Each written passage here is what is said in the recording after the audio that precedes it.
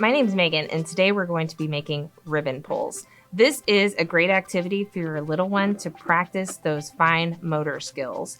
And here's what you're going to need to do this with us today. You're going to need a large coffee container that's cleaned out. We don't have a problem finding these here. We go through a lot of coffee at the library. So you'll need a clean coffee container, some ribbon. I've got different things here. So I've got some yarn that's really thick and braided. You can also use cording, and you can use that little plastic wire there. You could also use some smooth ribbon or some flat ribbon. Each of these is going to make a different sound or have a different texture as your child pulls it through. So it's fun to kind of play around with different things. You don't have to use the same ribbon. You can, if your holes that you drill are too big, you can, instead of knotting, you can knot and add a little bead at the end. You'll just want to make sure that they don't come off and the knots are really strong. So that's an option too. And then you'll need your drill. I have mine with me today. All right, so first you are going to take the coffee container and take the lid off, and you are going to drill your holes. There's our holes drilled. And then you're going to drill holes in the bottom. Now this is optional. You can just do it on the lid. However, you will have to take the lid on and off each time they pull. So you can run the ribbons all the way through to the bottom to make it a really fun experience. And so we'll drill the holes in the bottom.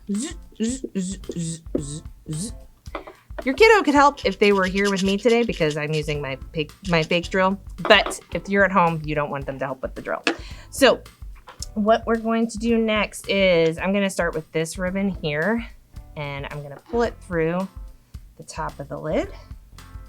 And since this one is a little bit thinner, I'm going to add a bead. And I'll knot it at the end. Like I said, if you're doing this at home and you add the beads, you'll want to add a really good knot so the bead doesn't come undone. If your kiddo is bigger and you're making this for a younger sibling, they can help you knot these. And you're going to put it in there and then pull through on the bottom. It doesn't really matter which one. I have it going through the middle and it's going through the side. It doesn't matter which one you decide to do. You can use all kinds of things. Like I have different types of string and yarn here. If you are a musician and you have some extra guitar strings lying around, you could add those and make a really fun sound too. The options are endless, and you can just use whatever you have lying around. All right, so we've got it pulled through, and there's your start. So you can do all of these. So here's the finished one. And like this one's creative because you can braid it, but you can also make just different lids. So here at the library, we just have some lids and we keep the containers, and you can swap these out. Or you could just, if you're going on a car trip, just have the small lid and it fits neatly into a bag. And we've used the bigger containers, but you can also use the smaller ones here. There's lots of different options. This one's fun because it's got Velcro. So you can talk about the different feeling as the kids pull these through, if one is easier or if one is harder, if the ribbon has all kinds of little fun things coming off of the side. You can talk about that. This one's just some tulle, so that makes some fun noise.